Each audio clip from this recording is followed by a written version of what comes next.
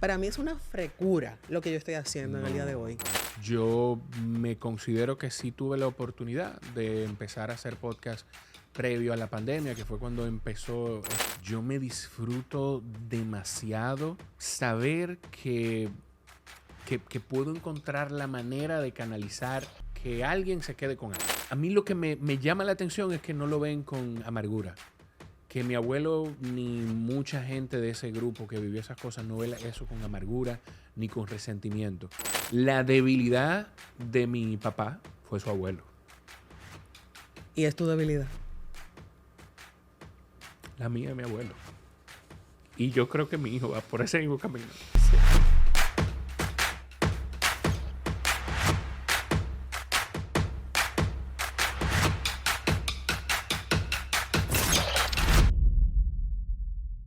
Bienvenidos a otro episodio de Noche de Luz, el podcast. Para mí es un honor tener con nosotros a un gran profesional que es multifacético, Jorge Chalhun, reconocido por su trabajo en el mundo de los medios como podcaster y como conductor de radio. Ha explorado desde los deportes hasta el emprendimiento, los sectores hoteleros y también de bienes raíces. Además, a través de su podcast nos invita a reflexionar sobre el crecimiento personal, sobre la comunicación y mucho más. Para mí es un placer tenerte en el día de hoy, Jorge. Bienvenido. Gracias, Luz. El placer es todo mío. Yo me siento que ya yo puedo decirle a mi mamá, ya me puedo retirar. Ya yo estoy aquí sentado, ya yo puedo dejar esto. Apenas iniciamos.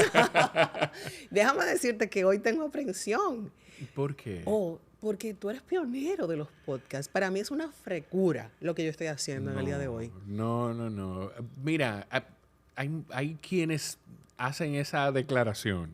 Yo te lo decía en el especial cuando lo hicimos, el especial de Luces de Navidad. Hay quienes hacen esa declaración. Yo me considero que sí tuve la oportunidad de empezar a hacer podcast previo a la pandemia, que fue cuando empezó fue la gran ola más reciente que se ha dado de los podcasts en República Dominicana.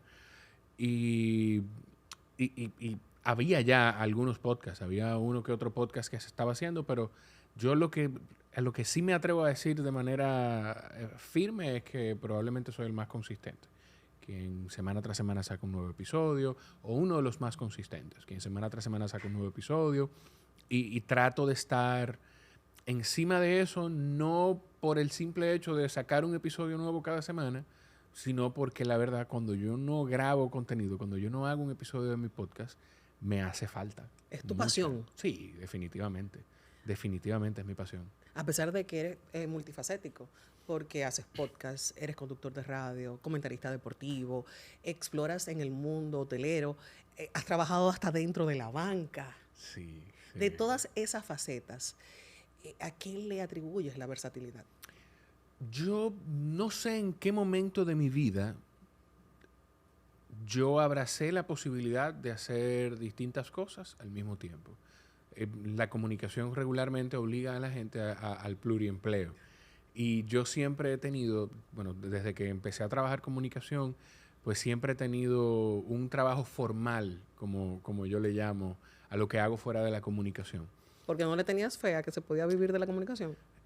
Porque en ese momento no podía vivir de la comunicación. Y de hecho, una de las cosas que me hacen, saltando unos pasos, una de las cosas que me hacen sentirme tan seguro del lugar donde estoy ahora, dentro de esos trabajos formales, que es con Mr. Home en bienes raíces, es que en otros trabajos yo esperaba el momento en el que la comunicación me hiciera renunciar, el momento en el que la comunicación me iba a hacer producir dinero para dejar esos otros trabajos. Ahora lo que yo siento es el temor de que cuando llegue ese momento, ¿qué voy a hacer para mantenerme cerca de estas personas?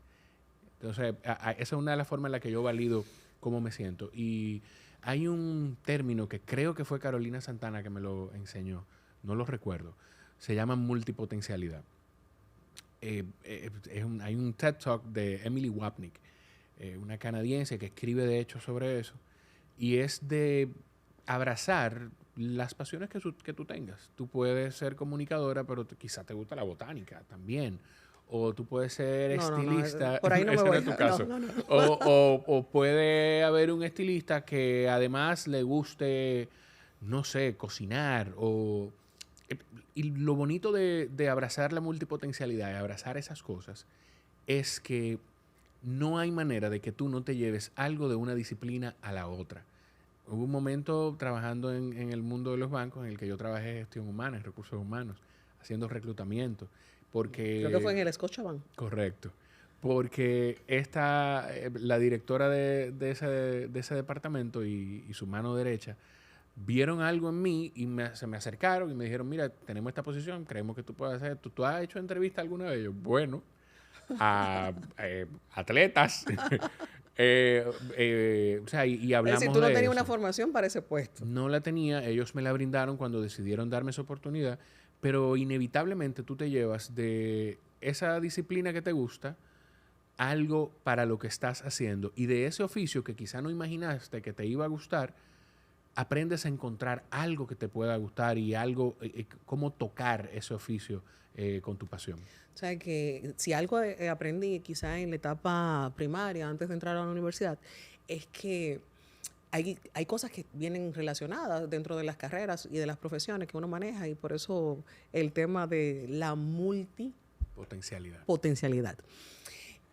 Cuando tú haces prueba de aptitud, tanto la psicología como la comunicación, el derecho y darle la cara de frente al público están relacionadas Claro. porque tú manejas quizá esa correlación humana permanentemente y entonces ahí está.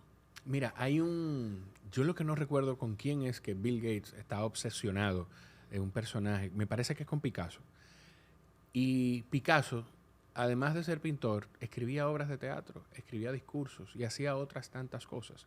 O sea, no es algo nuevo, pero es algo que uno ha aprendido a abrazar. Yo estaba hablando del término recientemente con alguien porque me puso un ejemplo de cómo se sintió cuando conoció algo nuevo. Yo le dije, mira, la manera que yo me sentí, porque quien tiene tantas pasiones y no se atreve a abrazarlas y a canalizarlas, pues vive en frustración porque tú dices, pero ven acá, pero si mi mamá decidió estudiar administración de empresas y trabaja, porque yo no encuentro una sola cosa que me guste y le doy para allá?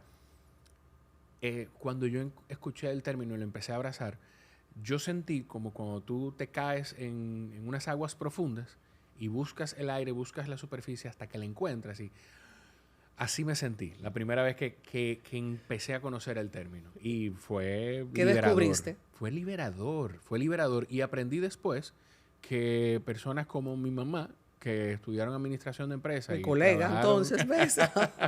y trabajó en el sector público en un momento de su vida, pues también le gustaba porque lo hizo en más joven el tema de la peluquería y mamá tuvo salones de belleza, pero también fue emprendedora.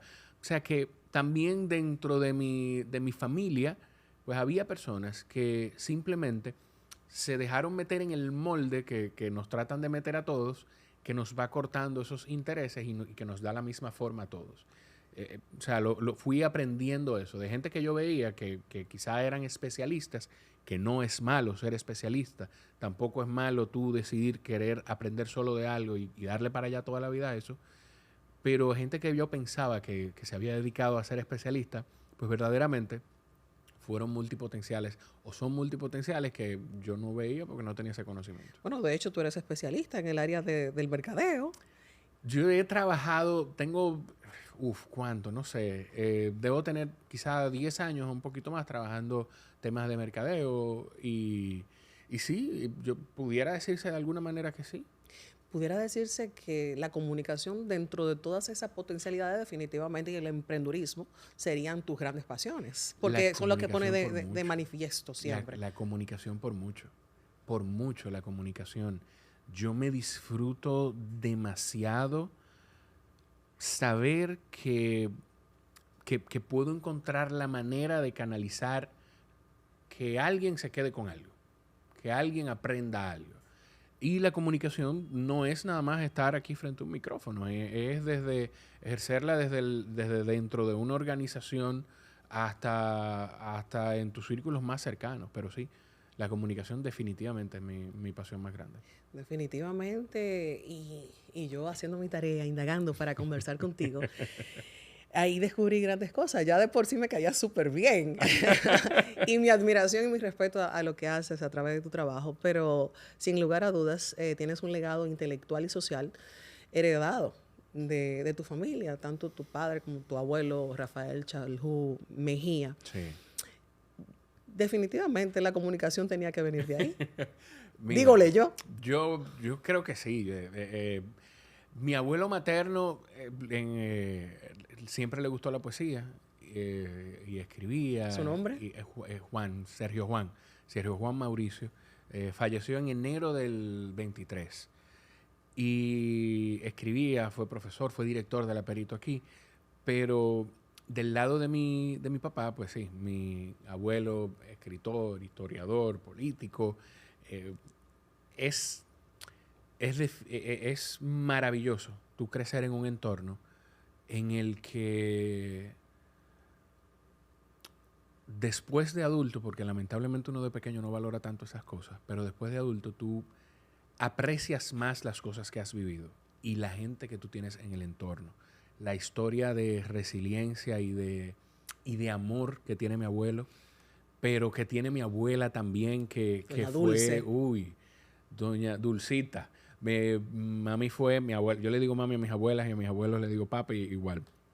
Pero doña Dulce fue la piedra angular que mantuvo firme la familia Chalhub Mejía o Chalhub Tenya en ese caso, de alguna manera, porque mientras mi abuelo era perseguido políticamente en los 12 años de Joaquín Balaguer, pues mi abuela, uno de los episodios que yo grabo del podcast es con mi papá, y papi destaca que donde sea que llegaban, qué difícil, que donde sea que llegaban, mi abuela lo primero que hacía, con seudónimo y todo por la persecución, era buscar una escuela para sus hijos. Lo primero que mi abuela hacía era buscar una escuela para sus hijos. ¿Qué fue lo más difícil que le tocó vivir en ese momento?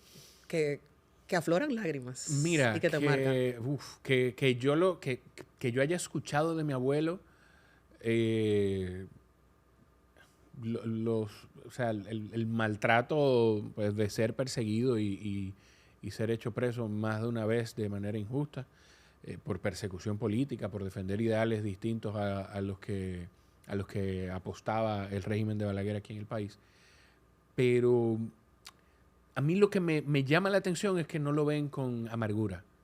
Que mi abuelo ni mucha gente de ese grupo que vivió esas cosas no ve eso con amargura ni con resentimiento. Pero mi papá cuenta que visitaba a mi abuelo en prisión y a jugar con mi abuelo, a sentarse en un patio de prisión, y mientras su amiguito visitaba a su papá, mientras Fafico visitaba a don Fafa, pues mi papá visitaba a mi abuelo. Y no lo recuerda con dolor, no lo recuerda de mala forma. Porque de alguna manera mi familia encontró la manera de proteger la inocencia de un niño. En caso de él y ya después de mis tías cuando fueron llegando. Eso me hace recordar una película judía. Ay, sí. Esa es... wow. Yo sé cuál es. Sí, yo también. Pero no recuerdo el nombre. No recuerdo el nombre, pero sí sé cuál es. Sé cuál es. Que el papá se ocupa hasta de convertirse medio en payaso para proteger a su familia. La vida es bella. La vida es bella. La vida es bella. Para disfrazar la historia. Sí. Y ahí está lo que tú hablas de resiliencia. Sí, sí, sí. Esas experiencias, tanto de tu abuelo, vividas en esos 12 años, como las que marcaron a tu papá a raíz de esa situación, de cierta manera te marcaron a ti en lo personal y en lo profesional. Lo que me va a marcar a mí es que cuando mi papá vea que tuvieron que pasarme una servilleta, va a decir, hermano, ¿por qué usted no andaba con un pañuelo? Si usted me ha visto andar con pañuelo a mí la vida entera. Mira, sí, o sea, yo creo que de alguna forma lo que mi abuela hizo con mi papá y con mis tías, mi abuelo lo ha hecho con sus nietos. Yo no sé si en algún momento mi abuelo fue torturado, yo nunca lo he escuchado. Yo no sé cuáles maltratos, más allá de lo que hablábamos hace un rato, Mi abuelo, pues, y más allá de los que ha compartido en sus libros, pero mi abuelo, y nunca nos habla con resentimiento, que es lo que a mí más me llama la atención, que nunca nos habla con resentimiento, nunca nos habla con amargura sobre ese proceso, por el firme convencimiento, más que una lección de resiliencia, yo creo que es una lección de convicción y de coherencia. Yo creo que es eso, es una lección de convicción y de coherencia. Tienes experiencias o recuerdos y dicen inclusive que hasta la comida tiene memoria emotiva Sí. de esa infancia en casa de tus abuelos. La visitabas, la frecuentabas. Ay, yo claro. Que yo todavía me está hasta el momento en la pasaba- zona colonial. Sí, yo me pasaba todos los fines de semana allí. Y hay, hay muchas cosas. Primero, mi abuela Dulce hace las habichuelas más ricas que cualquiera puede comerse en el mundo. Y eso hasta mi mamá lo dice. Y mi abuela materna lo ha escuchado. ¿Con celos o sin celos? No, ya lo aceptó. En principio quizá con algo de celos, pero ya lo aceptó. Pero yo visitaba todos los fines de semana la casa de mis abuelos, llena de perros, en un momento había en casa de mis abuelos 19, 21 perritos chihuahua. Pero sí hay algo que me da mucha risa. El dulce de los perros. El dulce de los Hay perros. dos cosas que yo recuerdo O sea, ¿le preparaban dulces a los perros? No, lo que pasa es que mi abuelo subía a darle comida a los perros y yo veía que él cogía un pedazo de la pasta de dulce de leche de Tres Rosas, creo que era, y le partía y le tiraba a los perros. Y yo pequeño decía, el dulce de los perros. Yo quiero dulce de los perros. Entre eso y yo pequeño decir que yo quiero refresco para cenar. Ah, sí, no te preocupes. Dulce, dame el refresco de policía a John, por favor. El refresco de policía. Y yo me bebí el refresco de policía feliz. ¿Tú sabes cuál es el refresco de policía? ¿Cuál es el refresco de policía? Agua. Ay, no relaje. Agua. Y la imaginación del niño y el abuelo que se permitía jugar con el niño, con su primer nieto, pues yo después de grande fue que dije, pero vea que este señor me engañó la vida entera.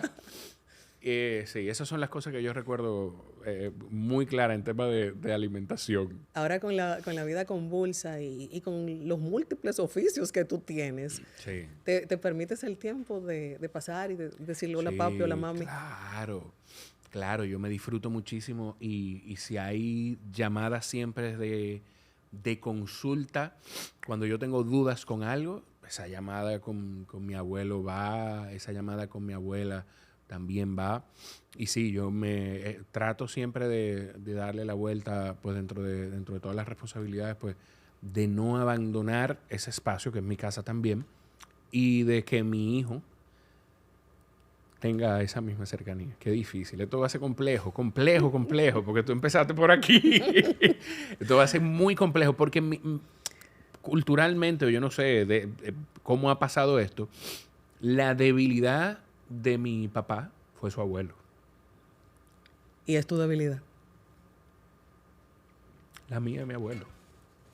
Y yo creo que mi hijo va por ese mismo camino. Yo creo que mi hijo va por ese mismo camino. Que la debilidad de mi hijo ama con locura a mi papá. Por eso, bueno, yo me llamo Jorge porque mi bisabuelo, el abuelo de mi papá, se llamaba Jorge, don Jorge. Pero qué gran bendición nos da la vida y te da la vida, que en este caso tu hijo puede disfrutar de su papá, de su abuelo y de su bisabuelo. Sí. ¿Quién es tu modelo? Sí, es maravilloso. Es maravilloso y ese cariño pues se va plantando y esa influencia se va plantando. La mejor lección que te ha dejado papi, que me imagino que no fue de esa izquierda romántica.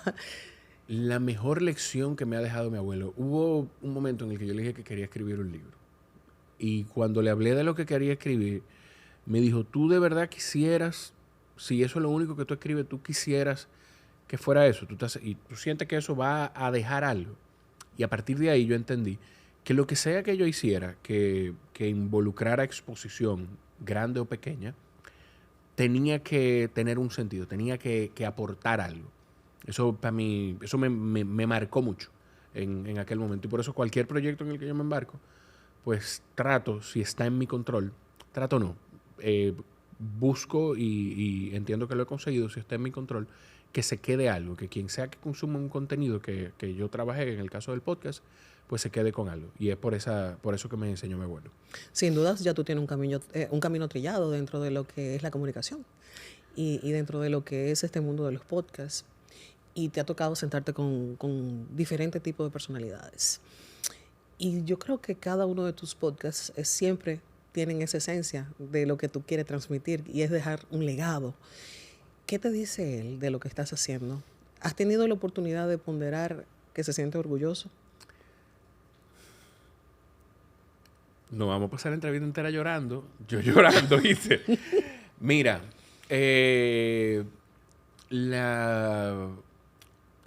una de las personas que siempre ha creído en cualquier cosa que yo decida hacer es mi abuelo.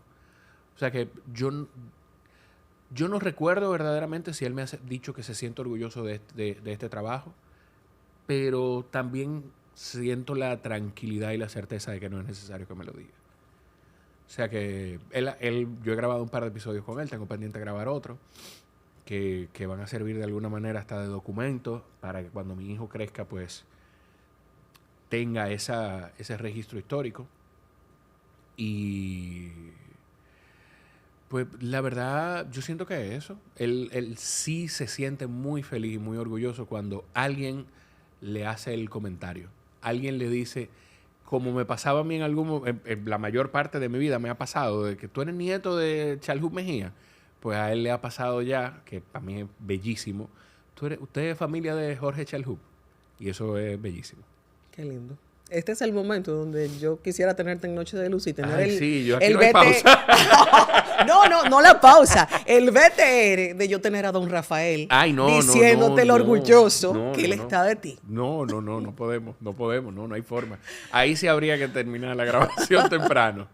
Emprendes el tema de los podcasts con uno emblemático que hablaba prácticamente de deportes, de atletismo, de alto rendimiento. Mira, sí, ¡wow! ¡Qué lindo! Mira, sí. Cuando yo empecé a curiosear con el podcast, la primera vez que yo hago podcast no es lo que yo hago hoy, no es lo que en un momento fue el Coffee Break, que se convirtió en Jorge Chalhut Podcast, es con Raúl Santaella. La esquina del sofá. Sí, que me enseñó, o sea, Raúl es una persona que yo aprecio muchísimo y es el tipo de gente que dice, ok, esto es lo que hay que hacer, pues déjame aprender sobre esto y vamos a hacerlo. La plataforma que yo uso hoy para distribución de mi podcast es porque Raúl me la enseñó, que no sabía nada de comunicación y siempre me escuchaba, yo quisiera hacer esto en algún momento, y él lo que me decía, ¿y por qué no lo hacemos? ¿Qué te detiene? ¿Qué nos detiene? Y en ese momento yo estaba muy activo haciendo deportes de resistencia y que vi unas fotos, caímos esquelético, flaquísimo. Yo te diría que lo que un día fue no será. No, te ves mejor ahora, sí, sin temor a equivocarme. Mira, no sé, yo te puedo decir que la verdad me sentía muy bien físicamente en aquel momento de mi vida, me siento muy bien emocionalmente hoy, pero sí tengo que encontrar un punto medio entre aquel Jorge y el de hoy. Tengo que encontrar un punto medio para sentirme mejor físicamente. Y sí, hacíamos esta dinámica de el atleta amateur de grupo de edad que tiene su vida de trabajo, tiene otros intereses y además corría o en un momento de mi vida hacía triatlón, y la cantidad de cosas que le pueden surgir a una persona como yo, que creo que pudiera representar a muchas otras personas que hacen esas disciplinas trabajando, frente a su coach, que es quien le acompaña y que ve la información de manera objetiva y puede enseñarte a tomar las mejores decisiones. Pero es un tanto sectorizado. Sí, pero igual era algo que yo me disfrutaba, y es una de las maravillas, una de las cosas bellísimas que tienen los podcasts. Que hubo un podcast que se hizo famosísimo. Yo lo que no recuerdo si era Game of Thrones o... No, ¿cómo se llama una serie que se hizo, que fue otro hit de finales del mundo, de zombies y demás? Sí. The Walking Dead. The Walking Dead. Yo creo que la tuve que ver completa. Como tienes varón. Yo creo que era o Game of Thrones o The Walking Dead, que hubo un podcast que se hizo muy famoso en Estados Unidos, que era un papá y un hijo que terminaban de ver la serie y empezaban a comentar el episodio. Y había una cantidad de gente enorme que lo veía. Qué pena que no te conocí para esa época, porque hubiese tenido un podcast con Miguel Ángel permanentemente. Pero sí, era sectorizado, pero eso yo creo que es una de las cosas bellas que tienen los podcasts. ¿Qué objetivo tenías que entonces en el 2019 te lleva a lanzar tu propia plataforma en solitario? Sí. Yo siempre, o sea, a mí siempre me ha gustado la comunicación. Yo me enamoré del audio. Mi papá visitaba en un momento el programa a propósito de la multipotencialidad. Mi papá es arquitecto, le llaman ingeniero, y en algún momento hizo un segmento de recetas de ingeniería en el Interactivo 3 a 5 con Pablo Ross. Y yo lo acompañaba un par de veces cada vez que podía, y la verdad me enamoré de la radio y del audio. Y era en un momento en el que el Interactivo salía por Sol, terminaba el Interactivo y entraba Jochi y todo el equipo del mismo golpe. O sea, había muchas cosas que ver y la dinámica era muy bonita. Entonces hice radio un momento largo de mi vida, en diferentes espacios. Hasta hace poco pues estaba en un programa. Voy a otro proyecto que de hecho se lanza hoy, esa renovación de ese otro proyecto. Y pues yo decía, mira, poner un programa de radio la verdad es muy caro. Yo voy a hacer un podcast. Y empecé con el podcast con la firme convicción de que yo sabía que era una de las cosas en mi vida que yo no iba a abandonar, que era una de las cosas en mi vida que yo iba a empezar y que no tenía claro de ninguna duda, no tenía ninguna duda de que iba a permanecer haciéndola. Empecé teniendo también la claridad de que eso no producía dinero, que en algún momento que me podía generar otras cosas, que como de hecho ha pasado, y que iba a ser, era una pasión que yo iba a ir desarrollando. Y la verdad, pues, me ha traído, probablemente es una de las cosas, bueno, me ha traído aquí donde estoy sentado contigo, a conocer gente maravillosa como tú, como otras personas del entretenimiento con quienes he entablado amistad. Provocó el acercamiento del programa de radio anterior en el que estaba y de hecho provocó el cambio a este nuevo programa a donde voy. Al nuevo proyecto que señalas. Al nuevo proyecto. Es el relanzamiento de No Se Diga Más, que se transmite de 7 a 9 en Top Latina. Ahí estoy con Alexander Barrios, que es el productor del programa, el productor general del espacio, el dueño del programa, José Gregorio Cabrera, Máximo Romero, con Karina Alarcón. Y junto conmigo, imagínate la maravilla de trabajar con estas personas, pero además entrar nuevo a un espacio donde entra nueva, entre comillas, Miralba Ruiz. Wow. O sea, imagínate qué gran combinación. Privilegio. Me encanta. Entonces, por el tipo de personalidades, por el conocimiento que manejan. Sí, la verdad que me entusiasma muchísimo y yo bueno, lo hemos conversado Alexander y yo, y una de las referencias que él tuvo de mi trabajo pues fue definitivamente el contenido que yo hago en el podcast. Y definitivamente tengo que diferir contigo. A ver. Voy a diferir contigo en un tema específico, aunque también dicen los entendidos en la materia que Papá Dios no le da todos los dones a todo el mundo, que a veces tú desarrollas el hemisferio izquierdo mayor que el otro y que no se compensan porque los artistas a veces no son buenos o grandes administradores. Sí. Pero se pueden conjugar.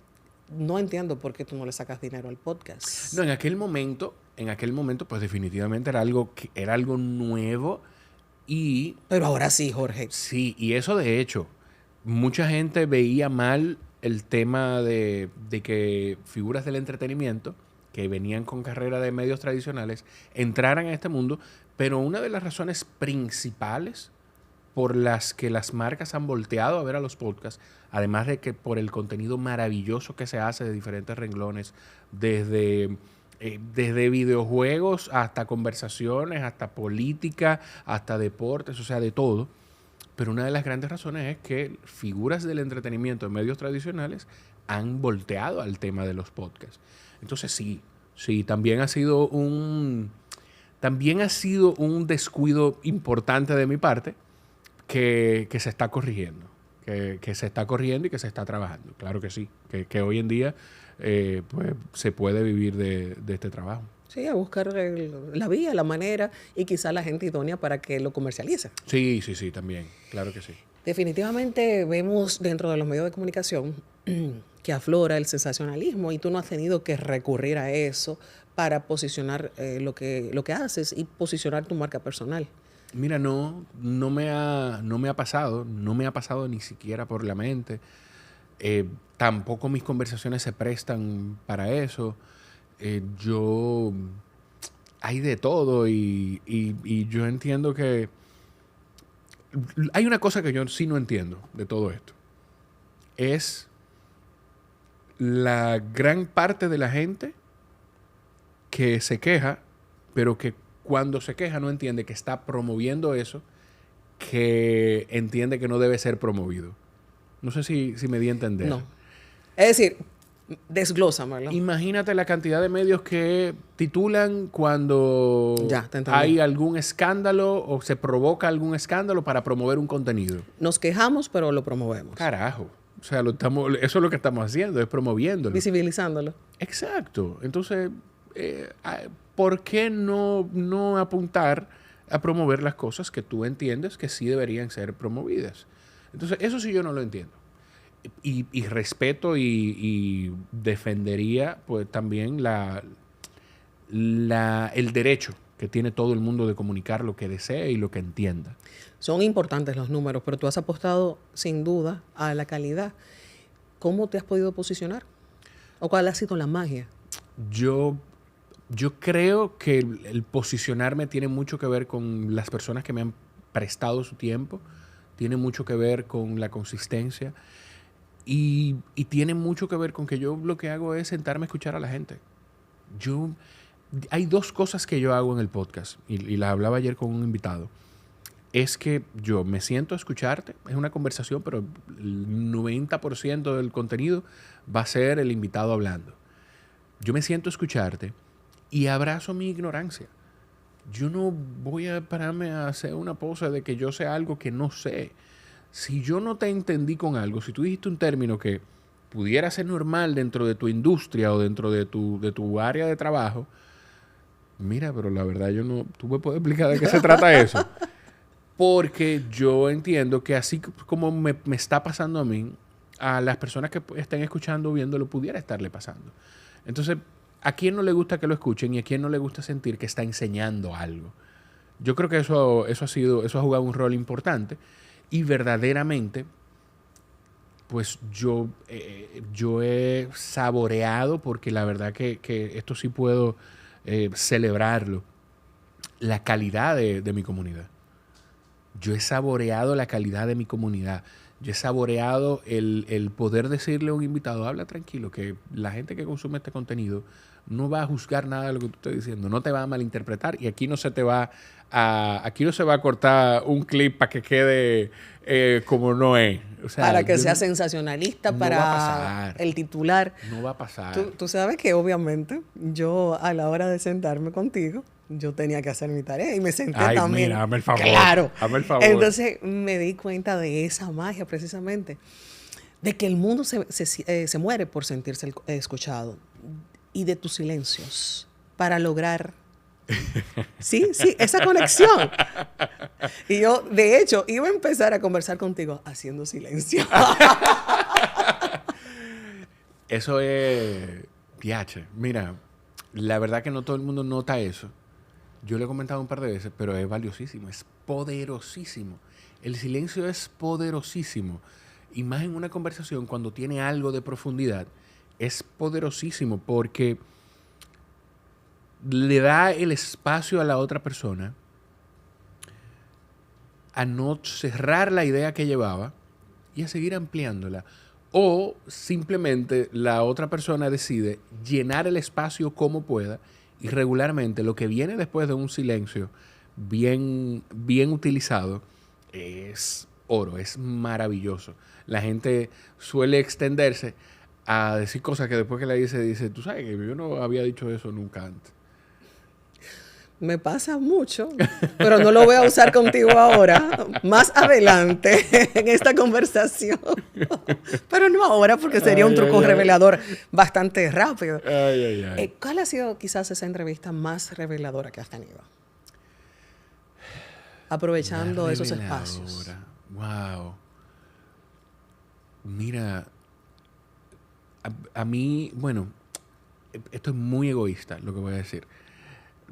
Primero, las conversaciones que yo más me he disfrutado han sido conversaciones con mi mamá, mi papá y mi abuelo.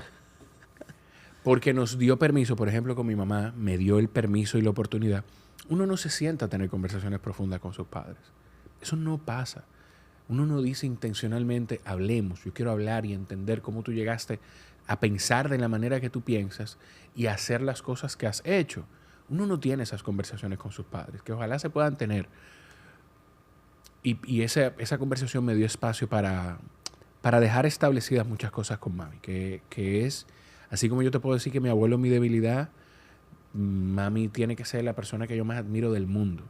Del mundo, tiene que ser la persona que yo más admiro. Amo y adoro a mi papá, pero mi mamá es la persona que yo más admiro en el mundo, junto con mi abuelo. Fuera de esas, muy recientes, porque son más de 300 y tantas conversaciones, muy reciente, yo reconecté con las conversaciones largas, con una persona que, aunque yo sabía sus dotes de buen comunicador, no pensé que íbamos a hablar de todas las cosas que hablamos. Yo grabé hace un par de semanas, ese episodio salió ya, hace varias semanas salió, una conversación con Charlie Mariotti padre. Y don Charlie y yo duramos hablando 2 horas y 40 minutos. Wow. Sí. Yo pensaba que era una hora, Duramos que venías hablando de 15 minutos a una hora. 2 horas y 40 minutos. Y fueron 2 horas y 40 minutos porque hubo un momento en el que miramos el reloj y dijimos, mire, pero esto hay que acabarlo ya. Era un documental. El whisky se nos terminó, yo creo que esto hay que terminarlo ya. Y hablamos muchísimas cosas, desde la ascendencia de don Charlie y su pueblo natal, de donde venía. Muchísimas cosas. Hablamos de política, hablamos de su pensamiento con lo que nos viene en el futuro. Y fue reveladora, por eso digo que es egoísta, no tanto por el invitado, sino porque cuando terminé, pues me dijeron, qué bonito que tú puedas reconectar con esas conversaciones largas que disfrutas. Y yo no lo había pensado hasta que me lo señalaron. Inmediatamente me lo dijeron. Dije, mira, sí. Me di el permiso en este espacio nuevo, maravilloso, donde estoy grabando, de tener esa conversación extensa, que pensé que no las iba a poder tener ahí porque no era el espacio en el que ya yo me sentía tan cómodo. Y ya no quiero, ya prepárate. Yo estoy dispuesta a hablar todo lo que tú quieras. No, dicen que a veces uno mismo es el termómetro o el pulso. Si te lo disfrutas, sí. Quizás a veces es un poco egoísta también, como tú señalas, pero uno mismo es el termómetro. Y a veces también nos equivocamos con eso. Una conversación que yo tuve que a mí no me gustó para nada. Me ha pasado quizás 2 veces, pero hubo una que me marcó mucho lo que yo sentí, que no tenía nada que ver con la persona, porque es una persona a quien yo le tengo muchísimo aprecio.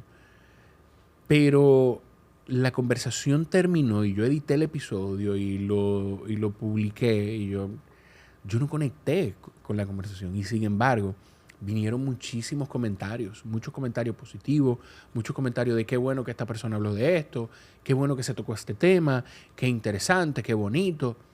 Y la verdad, a mí no me gustó la conversación. O sea, ese termómetro a veces no falla incluso. Falla, es verdad. Quizás tú no estabas en eso en ese momento. Pudiera ser también. Hablaste de tu madre. Sí. Y a mí me tocan fibras porque me identifico. Te criaste solo con mamá, en la casa. En casa éramos mi mamá, mi hermano y yo. Mi núcleo familiar, por gran parte de mi vida, porque en un momento estuvo mi abuela materna también, o nos movimos a acompañar a mi abuela materna, pero en un momento de mi vida lo que yo conocía como mi familia nuclear éramos mi mamá, mi hermano menor, mi hermano que viene después de mí y yo. Tu madre crió como madre soltera. Sí. O sea que a veces el término a mucha gente le ofende, porque yo cuando emprendí mi vida en solitario con Miguel Ángel, sí, a raíz del divorcio, yo destacaba, ¿verdad?, que era madre soltera en ese momento, y el padre de Miguel Ángel no entendía el término, quizás porque viene de otra generación. Claro. ¿Fue duro? Mira, yo he tenido esta conversación. Esa fue una de las cosas Que afloraron en el podcast. que afloraron en la conversación con mami. Y yo he tenido esta conversación con mi hermano. Es que mi mamá, en un momento de nuestras vidas, salía con nosotros 7 de la mañana a dejarnos en el colegio. Se iba a su oficina. De su oficina se iba a su negocio. Y de su negocio se iba a terminar su carrera universitaria, que pausó cuando salió embarazada de mí. Otra carrera porque no fue la que ella decidió estudiar cuando la primera vez. Y aunque a veces nos pasaba que veíamos a mi mamá nada más en las mañanas, nosotros nunca nos cuestionamos dónde está mami, por qué mami no está aquí. ¿Qué pasa? Mi mamá no me quiere, que mami, que nada más la veo una vez al día. Porque de alguna manera entendimos que era un proceso natural de buscar cómo proveer y crecer para sembrar con el ejemplo. Y eso es algo que yo valoro muchísimo. Pudo haber sido difícil, pudo haber sido duro. Probablemente fue mucho más duro de lo que yo lo recuerdo, porque las madres son sumamente protectoras de sus hijos y eso es bellísimo. Y eso es una sensación que debe ser muy difícil de cargar. Tú puedes decirlo mejor que yo. Pero también, y esto es algo que yo le digo a las amigas que tengo que son madres solteras y se han visto en esa situación, es que los hijos crecen y entienden todos los sacrificios. Todos los sacrificios. Miguel Ángel va a crecer y va a entender todos los sacrificios que tú has hecho. Como yo crecí, mi hermano creció y entendíamos todos los sacrificios que mami hizo. ¿Cuándo lo viste? Es decir, ¿cuándo lo empezaste a ver con los ojos del conocimiento? Yo pudiera decirte que quizá ya adolescente, pero verdaderamente hasta que uno no tiene sus hijos uno no comprende. Hasta que uno no tiene sus hijos uno no comprende a sus padres. Yo no te voy a hallar en ese silencio. Hasta que uno no tiene sus hijos uno no comprende a sus padres. Entonces, definitivamente, comprendí mucho más a mi mamá cuando tuve a mi hijo y comprendí mucho más a mi papá cuando me divorcié.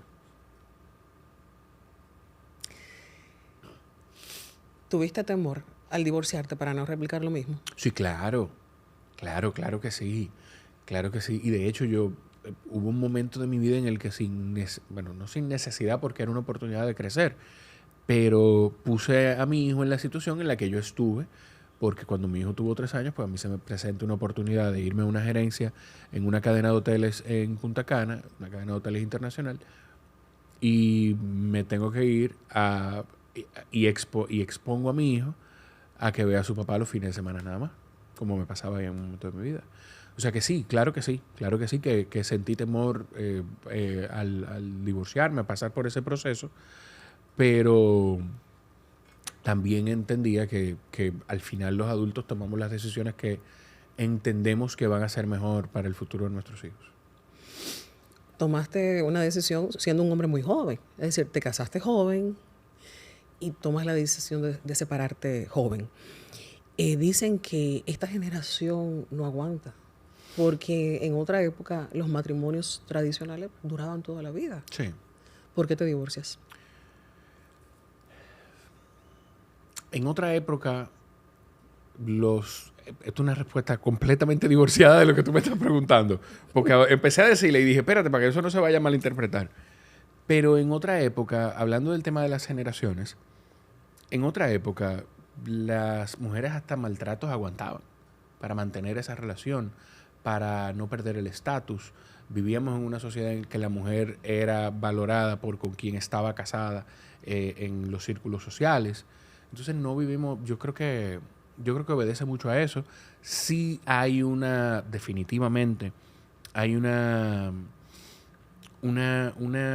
inclinación a las cosas lo menos complicadas posibles y muchas veces no entendemos ni valoramos que las cosas complicadas pues son de las que salen las cosas maravillosas. Pero también quienes nos dicen eso hoy en día fueron quienes nos formaron. Entonces, al final tenemos que encontrar como un balance en eso. Sobre el divorcio, son procesos de la vida. Hay un momento en el que la verdad lo mejor era que siguiéramos siendo los padres de nuestro hijo y ser el equipo que todavía somos hoy en día, pero como los padres de nuestro hijo. ¿Migra el amor o te divorciaste todavía con sentimientos? Yo siempre voy a adorar y a amar a la mamá de mi hijo. Lo que pasa es que es un amor diferente al que tienen dos personas cuando viven juntas, cuando se casan, cuando deciden procrear. Y va a ser mi familia la vida entera. ¿Qué pasó por tu mente cuando dijiste, bueno, sí, ya, llegó el final? En la formación de tu hijo, en cómo sería ya tú fuera de la casa. A pesar de la incertidumbre que eso provoca, entendiendo lo valioso que es tener, poder estar ahí, pues mi hijo ya pasaba por un proceso de formación importante, que eran sus primeros 4 o 5 años. Pero, mira, hasta para divorciarse hay que saber casarse. Hasta para divorciarse hay que saber casarse. Entonces, yo la verdad sentía la tranquilidad de que mi hijo no podía estar en mejores manos. Sin ninguna duda. Hablaste de que incluso con el divorcio comprendiste a tu papá. Sí. ¿Te hizo falta a ti en esa infancia tener la figura masculina? Claro, me hizo y más que tener la figura masculina, porque no, mi papá no fue un papá ausente, pero los divorcios de aquel momento son muy diferentes. Yo veo a mi hijo varias veces a la semana, lo busco al colegio, tengo ese privilegio maravilloso de poder hacer eso. Las veces que puedo, pues paso a verlo a la casa durante la semana, se queda una noche conmigo. Con mi papá era un proceso diferente y una situación económica diferente. Pero claro que sí, más que tener la figura masculina y paterna en la casa, me hizo falta tener a mi papá en mi casa conmigo, claro que sí. Como yo estoy seguro que a mi hijo le pasa lo mismo hoy en día y que uno trata de sobrellevar. A pesar de que dicen que uno no extraña lo que no conoce, y quizás fue tan primario en tu caso, por la edad. Mira, si tú conoces a mi papá, te vas a dar cuenta, y yo no sé cómo pasa esto, pero muchos de mis gestos, muchas de mi forma de bromear, muchas de mi forma de mi, hasta de, y me atrevo a decirlo, hasta de mi caballerosidad, es porque yo las veces que compartía con mi papá lo veía. Entonces, al final también tiene mucho que ver con la calidad del tiempo que se le brinda a los hijos. Al final tiene mucho que ver con eso. Yo pudiera pasarme las tardes con mi hijo en el trabajo, pero la verdad yo no le podría brindar tiempo de calidad porque tengo las responsabilidades que tengo en mi trabajo. Y a veces pasa que él está conmigo en la oficina. Y yo creo, pensándolo hoy en día, que mi papá, en los momentos que estuvimos juntos, pues me dio ese espacio de calidad. Inclusive señalaste lo del pañuelo. Sí, claro, pero mira, lo del pañuelo, el relajo de llegar aquí, y bueno, ni siquiera el relajo, el llegar aquí y preguntarle el nombre a cada uno y asegurar de saber el nombre de la señora Lucía, que es quien nos ha traído este café riquísimo y todo, son cosas que yo he visto en mi papá. Mi papá llega a un lugar y lo primero que hace, si una persona a un restaurante le va a atender, le va a servir, le pregunta cuál es su nombre. Y no llama al camarero, ¡camarero! O Julián, que era el nombre de los camareros, de todos los camareros de antes. Ni le silba, ni le aplaude, ni mucho menos. Mi papá lo llama por su nombre. Yo aprendí eso con él. Y muchísimas otras cosas que pudieran parecer insignificantes, pero la verdad, marcan cosas importantes en el trato. Y nosotros somos entes sociales. Y mi papá me enseñó a tratar a la gente, me enseñó probablemente cómo ir por la vida ganando. Y a ser un buen ser humano. A ser un buen ser humano, definitivamente. Y definitivamente se predica con el ejemplo. Sí. Una cosa es tú comulgar con la palabra, pero si la palabra no va consona con el ejemplo, no sirve ni vale de nada. Para nada, no sirve para nada. ¿Te consideras un símbolo sexual?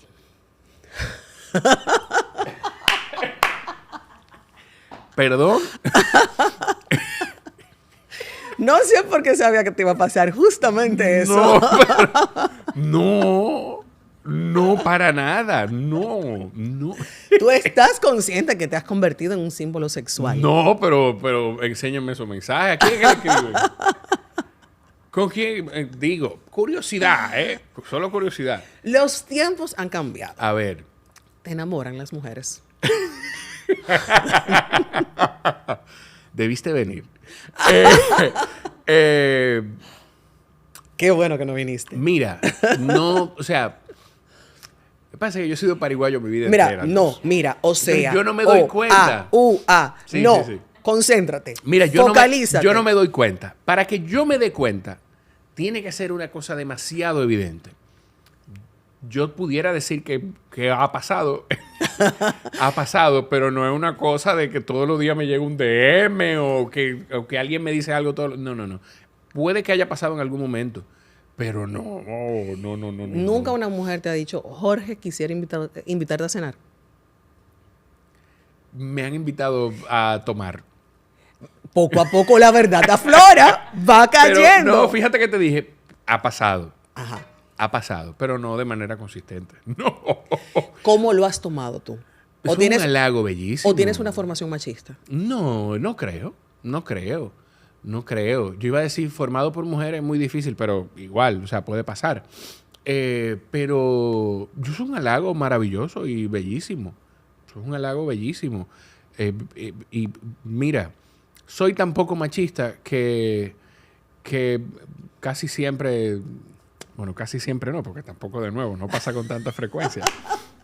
Va saliendo poco a poco, pero la verdad. Mi primer beso... Ay, no, es que yo voy a dejar a alguien en la calle. No, óyeme una cosa. Si usted empezó a hablar aquí, Dios usted mío. lo termina completo. Es que la voy a dejar en la calle. No, porque tú no vas a decir que... ¿Tu primer beso? No, porque lo que pasa es que yo no estoy hablando de mi primer beso en mi vida.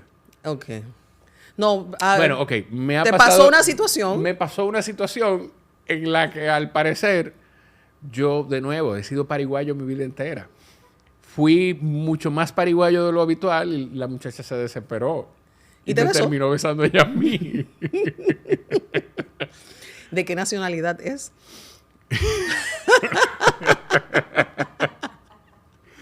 Tú sabes que nacionalidad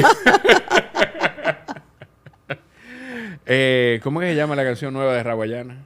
La que todo el mundo canta. ¿Cómo se llama? ¿Cómo se llama? Veneca se llama la canción. Pero te gustó el beso. Pero, por supuesto. Por supuesto. Los besos deben ser... Un beso debe ser el ejercicio más íntimo que hacen los seres humanos. O uno de ellos. Uno de los ejercicios más íntimos que hacen los seres humanos. En un beso tú eres capaz de decirle a una persona qué tanto te gusta, qué tanta lujuria tú sientes por esa persona, qué tanto amor tú sientes, qué tanta ternura, qué tanta falta te puede hacer. Los besos son riquísimos y tienen que ser una de las cosas más íntimas y bellas de la humanidad. ¿Qué tan importante es la pasión para ti? Vital. Si no hay pasión, no hay nada. Tú eres un hombre muy sexual. Ya yo te conozco un chin. Ya yo sé dónde te sonrojas. Sí, porque me abochorno fácil, la verdad. Pues digamos que sí. Qué difícil es esto.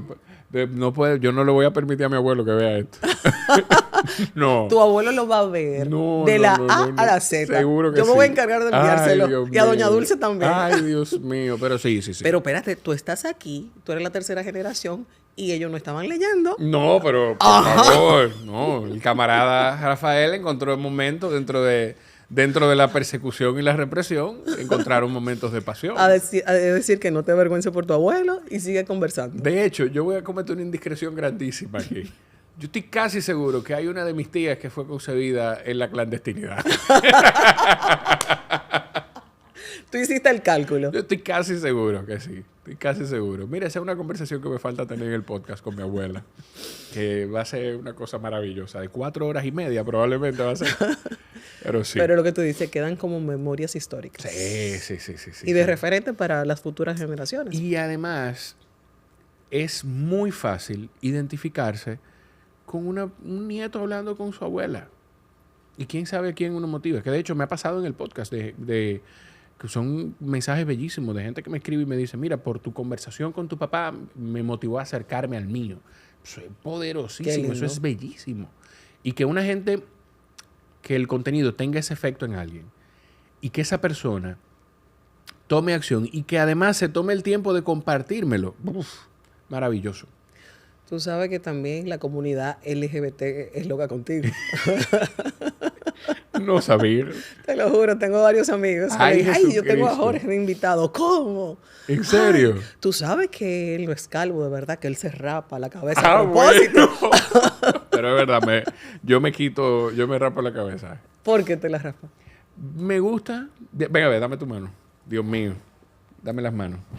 Espérate. ¿Se siente rico? Es decir, que lo hiciste con ese propósito. No. Qué gancho, qué difícil. Lo hiciste con ese propósito. Eso se llama premeditación y alevosía. No, la verdad me gusta. Y esto es esclavizante. Porque yo toda la semana tengo que pasarme una máquina en la cabeza para que se vea bien. Para que se vea medianamente bien, tengo que pasarme la máquina en la cabeza todas las semanas. ¿Te volverías a casar? Mira, yo decía que no. Yo estaba convencido de que no. Convencidísimo de que no. Yo decía que no. Esa es mi respuesta hoy. Es decir, que lo estamos meditando. Yo tengo 37 años. ¿37? Sí, yo tengo 37 años. ¿Hasta la edad se le olvidó en el día de hoy? Sí, yo hago pensaba que eran unos malos 36. cálculos. No, tengo 37. ¿Qué día cumpliste? Nací en el 87. 11 de octubre. 11 de octubre. 11 de octubre del 87. Eres Libra. Libra. Soy Libra. Pero no sé. O sea, yo con mi bola de cristal. Eres Libra. Sí. Yo... En un momento yo estaba convencido de que no. Hoy eso es otra conversación. ¿Cuáles son las condiciones que deben existir para que eso pase? Lo único que no es negociable en mi vida es que mi prioridad es mi hijo. Después de ahí, conectar y gracias a Dios pues yo conecté con una persona de manera intelectual, de manera emocional. Entonces, lo único que no es negociable en mi vida es mi hijo. Lamentablemente, entonces tengo que decir, para todas las que están en la lista, que tu corazón está copado.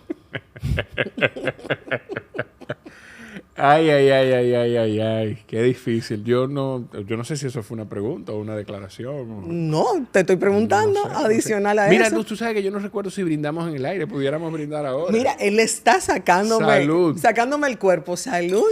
Salud. Por este buen momento. Salud. Te voy a dejar que fluya, pero no me puedo despedir de este podcast. Déjame... Sobrevivir. Sí, no, porque dicen que cuando tú brindas tienes que probarlo para que los deseos se materialicen. Buenísimo. Riquísimo. Yo aprendí con una amiga española que uno choca las copas y toca en la mesa. Ah, sí. Sí. Pues para la próxima.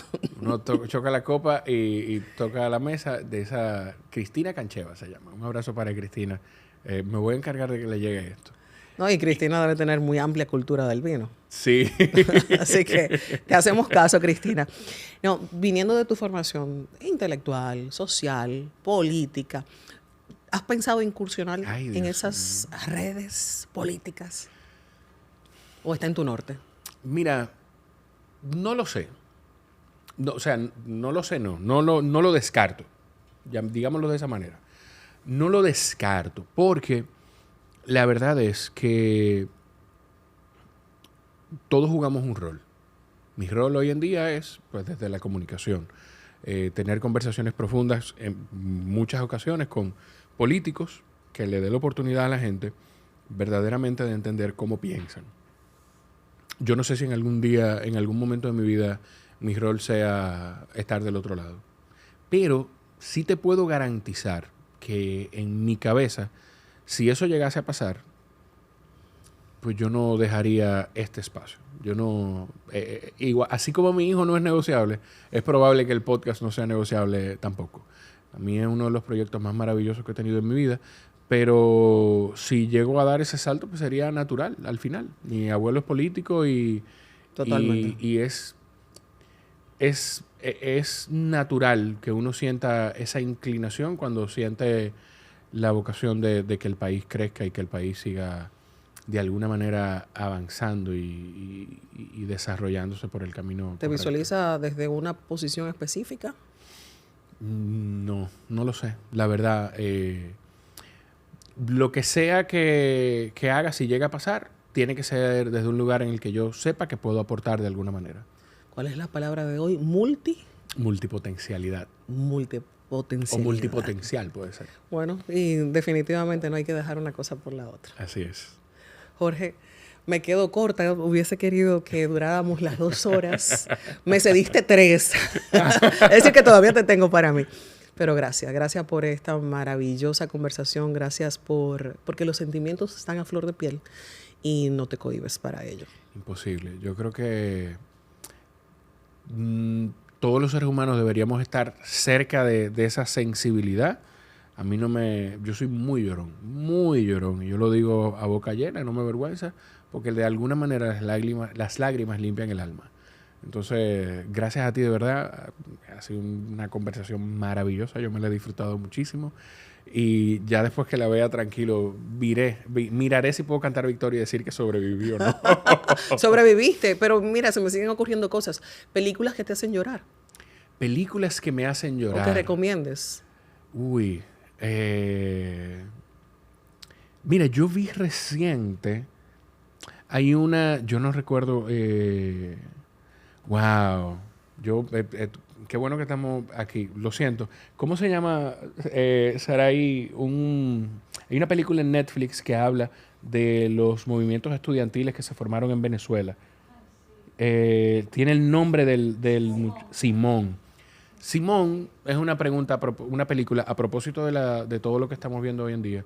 Simón es una película poderosísima que me hizo llorar mucho, que tiene un twist que es una locura. Hay que verla. No voy a hacer spoilers. Y hay otra que vi reciente de la primer mujer o el primer grupo de mujeres negras que trabajaron en la NASA, que fue muy poderosa, fue muy interesante, porque marca ese espacio. Son cosas que pasaron el otro día. Nosotros creemos que la segregación y la discriminación Un pasado muy reciente. se vivió hace cientos de años y estamos hablando de los 60. Entonces, esa fue una película que vi reciente que me hizo pensar en muchas cosas. De todos los libros, ¿uno que recomiendes? Ay,